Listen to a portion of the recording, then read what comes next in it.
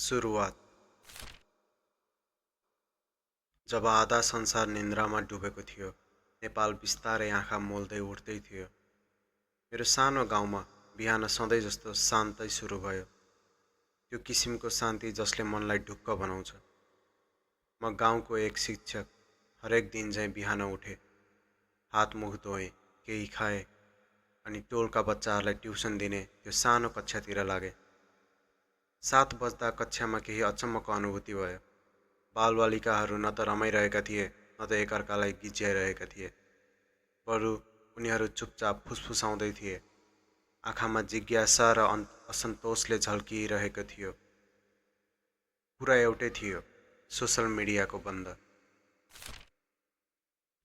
मैले पढाइतिर फर्काउन खोजेँ, आधा मजाक आधा गम्भीर हुँदै। अब तिमीहरूले चाँडै युट्युब हेर्ने वा फेसबुक स्क्रोल गर्न मौका पाउँदैनौ भने। तर उनीहरूले ध्यान दिएनन्। उनीहरूलाई जवाफ चाहिएको थियो, वा कम्तीमा कसैले उनीहरूको कुरा सुनेर बुझिदियोस् भन्ने चाहनै थियो। त्यसैले मैले आफूले थाहा पाएको थोरै कुरा भने। सरकारले कम्पनीहरूले कर नतिरेकोले सामाजिक सञ्जालमा प्रतिबन्ध लगाएको थिएन। उनीहरूले मानिसहरूले के भनिरहेका छन् त्यसलाई नियन्त्रण गर्न र भ्रष्टाचारको विरुद्धमा बोल्ने आवाजहरूलाई चुप लगाउन खोजेका थिए। बच्चाहरूले अनुहार बिगारे, कोही त डराए जस्तो पनि देखिन्थ्यो। के यसको मतलब सरकारले केही गलत गर्यो भने हामी बोल्न नपाउने हो? एकजनाले उठेर सोध्यो। मैले कुम उचाले र माहौललाई हल्का बनाउने प्रयासमा भने, चिन्ता नगर, हाम्रो पुस्ताले आन्दोलन गर्छ र कुनै दिन सबै कुरा राम्रो हुनेछ। मैले हाँसेर उडाइदिएँ, तर मनभित्र मलाई पनि थाहा थिएन भोलि के हुन्छ भनेर। 9 बजेतिर म ट्युसनबाट घर फर्केँ, खाना खाएँ, नुहाएँ र नियमित कक्षाको लागि स्कुल गएँ।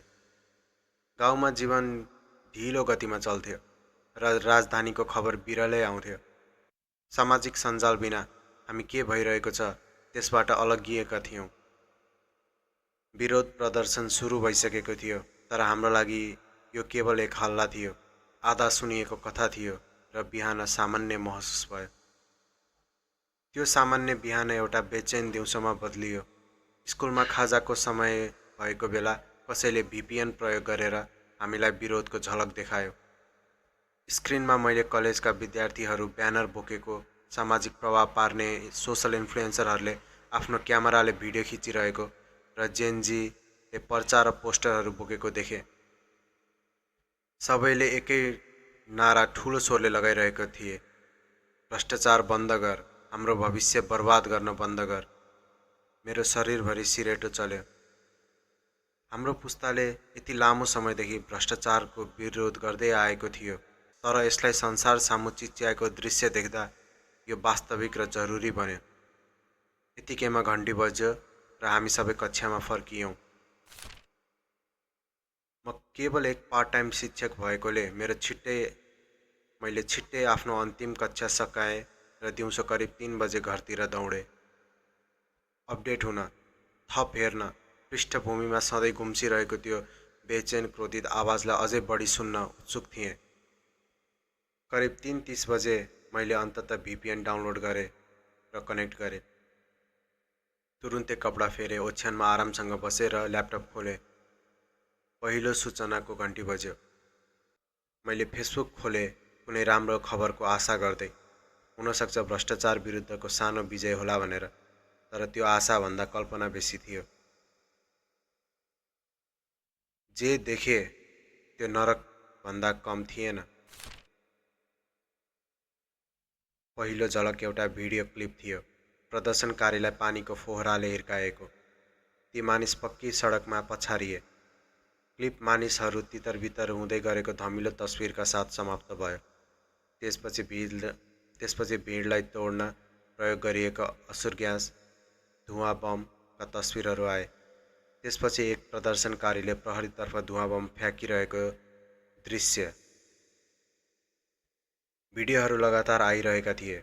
केही प्रदर्शनकारीहरू ढुङ्गा फालिरहेका थिए, अरूहरू यताउता दौडिरहेका थिए, एकअर्कामा ठेस खाँदै।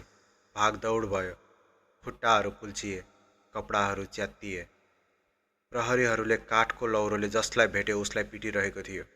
चिच्याहट, हल्ला, अव्यवस्था, यो सबै देख्दा मेरो मन झस्कियो। सेकेन्डहरू घन्टामा लम्बिए। मेरो छाती कसियो। म क्रोधित थिएँ, काँपिरहेको थिएँ, तर पूर्ण रूपमा शक्तिहीन पनि थिएँ। त्यसपछि एउटा भिडियो आयो, जुन भिडियोले मेरो भित्री आत्मा हल्लायो। 10 सेकेन्ड, केवल 10 सेकेन्ड, जुन मेरो दिमागबाट कहिले हट्ने छैन। सुरुमा स्पिकरमा एक व्यक्तिले भिडलाई शान्त पार्ने हताश प्रयास गरिरहेको हुन्छ।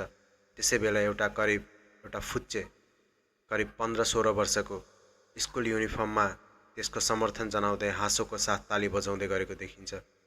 अनि आवाज सुनिन्छ, भ्याङ। त्यो केटा भुइँमा लड्छ, एउटा डोरी चुट्टिएको कठपुतली जस्तो। भिड चारैतिर छरिन्छ। रिसले मेरो हात मुठीमा कसिएको थियो, तर डरले खुट्टा लुला थिए। अर्को मिनेट अझै भयावह थियो। मैले भिडियोमा त्यो केटाको साथीलाई देखेँ, उन्मत्त भएर रोइरहेको, उसलाई अँगालेर छोड्नै नसक्ने गरी समातेको।